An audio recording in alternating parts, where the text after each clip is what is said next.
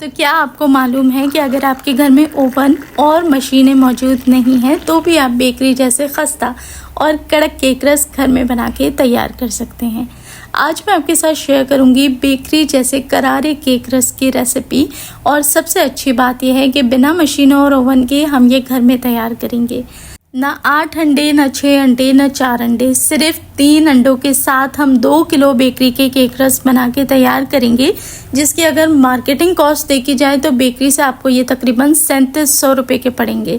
लेकिन घर में मौजूद चीज़ों के साथ ही आप ये 2 किलो के करीब केक रस्क सिर्फ 3 अंडों से तैयार कर सकते हैं। बिस्मिल्लाहिर्रहमानिर्रहीम, अस्सलाम वालेकुम and welcome back to my YouTube channel. मैं हूँ सिद्रा और आज हम बनाएंगे step by step proper cake rusk जैसे हम बेकरियों से ख़रीदते हैं। तो चलें अपने टी टाइम को फैंटास्टिक बनाने के लिए बनाते हैं ये मज़ेदार से केक रस्क। इसके लिए मुझे रेक्टेंगल शेप का एक केक टिन चाहिए होगा। अगर आपके पास स्क्वायर मौजूद है वो भी चलेगा। केक टिन को आपने अच्छे तरीके से प्रॉपरली ग्रीस करना है, क्योंकि हमारा केक अगर चिपक जाएगा तो केक रस्क की प्रॉपर शेप मेंटेन नहीं होगी। साथ ही इसके अंदर आप चाहें तो बटर पेपर लगा लें, लेकिन बटर पेपर से अच्छा ऑप्शन ये रहता है कि आप 1 टेबल स्पून मैदा डस्ट कर लें और उसको हर तरफ बराबर से झटक लें ताकि एक कोटिंग सी तैयार हो जाए। ये जो कोटिंग है ये बटर पेपर वाला ही काम करती है और आपके केक को चिपकने से बचाती है। तो ये देखें सारी कोटिंग मैंने हर तरफ से कर ली है। अब ये जो एक्स्ट्रा मैदा है इसे मैं वापस कर दूंगी और ये देखें माशाल्लाह से केक टिन हमारा तैयार है। अब चलते हैं रेसिपी की तरफ। यहाँ जैसे कि मैंने शुरू में ही आपसे जिक्र किया कि हम सिर्फ 3 अंडों का इस्तेमाल करेंगे, तो अंडों को पहले अलग अलग तोड़ लें और अच्छे से चेक कर लें। ऐसा ना हो कि कोई एक अंडा भी ख़राब हो और आपके बाकी के अंडे भी ज़ाया हो जाएं। और अंडे हमेशा रूम टेम्परेचर इस्तेमाल करें। चलें जी, अंडों के अंदर शामिल करेंगे हम हाफ कप के जितनी चीनी। अगर थोड़ा सा ज़्यादा आप स्वीट करना चाहते हैं तो 3/4 कप के जितनी चीनी भी इस्तेमाल कर सकते हैं।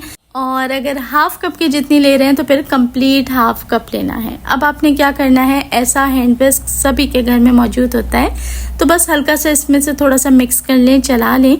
और क्योंकि अंडे शामिल किए हैं तो अंडों की स्मेल को तो ख़त्म करना है ना केक में से, इसलिए ऐड करेंगे 1 टीस्पून के जितना वनीला एसेंस। अब यहाँ शामिल करूँगी मैं 1/3 कप यानी 1/3 कप के जितना कुकिंग ऑयल। कोई भी कुकिंग ऑयल ले लें, बस उसकी कोई ख़ास स्मेल नहीं होनी चाहिए, जैसे कि सरसों का तेल या नारियल का तेल। नॉर्मल कुकिंग ऑयल इस्तेमाल करें और एक बार उसे भी थोड़ा सा मिक्स कर लें।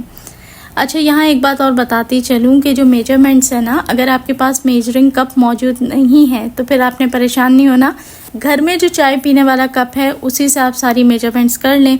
कोई एक कप बना लें जो नाप का हो जाए और उसी से आप तमाम मेजरमेंट्स कर लें। खूबसूरत सा कलर देने के लिए इसके अंदर येलो फूड कलर ऐड करेंगे 1/4 टीस्पून यानी सिर्फ 1/4 टीस्पून के जितना। ठीक है, अब इस रेसिपी में हमने कोई बीटर का, कोई मशीनों का इस्तेमाल नहीं करना। आप चाहें तो जितना प्रोसेस अभी मैंने आपको दिखाया वो सारा का सारा आप हैंड विस्क से ही कर लें। और चीनी की जहाँ तक बात है तो चीनी को आप पीस के भी ऐड कर सकते हैं, लेकिन क्योंकि जग ब्लेंडर सभी के घरों में मौजूद होता है और बीटर अक्सर लोगों के पास नहीं होता, तो मैं बीटर का इस्तेमाल बिल्कुल नहीं करूँगी। सारा का सारा मिक्सचर उठा के मैंने ऐड कर दिया है जग ब्लेंडर में और एक बार 1 से 1.5 मिनट तक अच्छे से इसको चला लें। ऐसा करने से क्या होगा कि हमारा जो केक का बैटर है ना वो बहुत अच्छे से मिक्स हो जाएगा, थोड़ा फ्लफ़ी हो जाएगा और बहुत ही स्मूथ हो जाएगा। तो ये देखें अब ये बैटर कितना ज़बरदस्त सिल्की स्मूथ सा हो गया है। बस ऐसा ही हमें चाहिए। और अगर हमारा बैटर स्मूथ होगा तो हमारा जो केक है वो बहुत ही सॉफ्ट और बहुत ही ज़बरदस्त बेक होगा।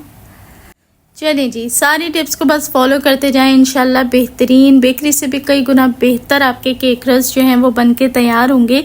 और शाम की चाय के साथ जब आप इसे सर्व करेंगे ना तो इंशाल्लाह मज़ा आ जाएगा। कितने पैसे आप अपने बचा लेंगे, हज़ारों रुपए की बचत होगी सिर्फ घर में चंद 100 रुपयों की चीज़ों को इस्तेमाल करने से। अब इसके अंदर मैंने शामिल कर दिया है 1 कप के जितना मैदा और 1 टीस्पून इसके अंदर हमने शामिल करना है बेकिंग पाउडर। ये मीठा सोडा या खाने का सोडा नहीं है, ये सिर्फ और सिर्फ बेकिंग पाउडर है। और इसे ऐड करने के बाद आपने अच्छे से इसको मिक्स करना है कट एंड फोल्ड मेथड के थ्रू। अच्छा, जब हम मैदा वगैरह ऐड कर देते हैं ना तो इसमें कोई मशीन फिर हम ऑपरेट नहीं करते, इसलिए ब्लेंडर वाला काम भी आपने पहले ही करना है। बस मैदा ऐड करके अच्छे से मिक्स करना है। और ये देखें स्मूथ सा बैटर जब हो जाए तो आपने जो प्रिपेयर्ड केक टिन था उसके अंदर ऐड कर देना है। अब क्योंकि हम इसको बिना ओवन के बना रहे हैं तो जैसे ही हमने रेसिपी शुरू की थी एक बड़ा सा पतीला हमने पहले ही प्री हीट होने रख दिया था। अब प्री हीट का मतलब क्या होता है कि 10 से 15 मिनट पहले आप पतीले को अच्छे से कवर करके दम वाली आंच पे गर्म होने रख दें। फिर उसके अंदर आपने ये ऐड कर देना है और 40 से 50 मिनट आपने उस पतीले के अंदर इस केक को बेक करना है लो मीडियम हीट के ऊपर।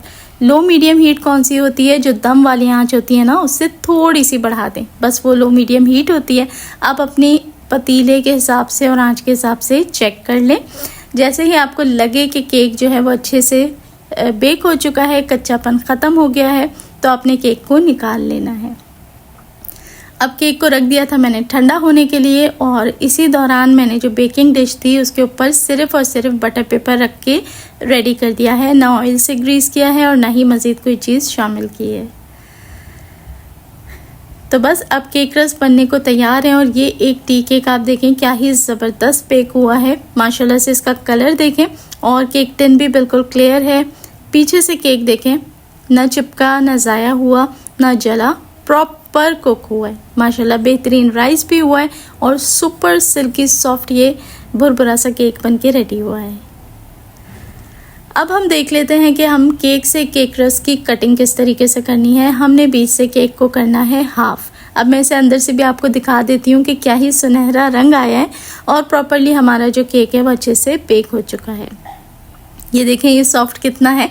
अब हम कर लेते हैं केक रस की कटिंग और कितने सारे केक रस हमारे इस एक केक से बन के रेडी हो जाएंगे। ये देखें हमने बीच से इस तरीके से केक को हाफ करना है और उसके बाद हमने क्या करना है, केक रस की कटिंग स्टार्ट कर देनी है। अब यहाँ एक बात मैं आपको बताती चलूँ कि जब हम घर में बना रहे होते हैं ना केक रस, और ख़ास तौर पे हम बिना ओवन के बना रहे होते हैं, तो कुछ बातों का ध्यान रखना ज़रूरी है। उसमें से पहली बात यह है कि हमने बहुत मोटे मोटे केक रस की कटिंग नहीं करनी, क्योंकि वो क्या होगा कि फिर सेंटर से सॉफ्ट रह जाते हैं तो वो अच्छे से क्रिस्पी नहीं होते। थोड़े से पतले कटिंग कर लें जिस तरीके से मैं कर रही हूँ, तो वो अच्छे से बीच से भी क्रिस्पी होगा और कड़क हो जाएगा। तो ये देखें माशाल्लाह से ज़बरदस्त, और क्वांटिटी देखें कितनी ज़बरदस्त तैयार हुई है। बस अब क्या करना है, कुछ भी नहीं करना। हमने जो ओवन प्री हीट होने रखा था ना उसको वापस से प्री हीट होने रख दें और इस तरीके से केक रस अरेंज कर दें।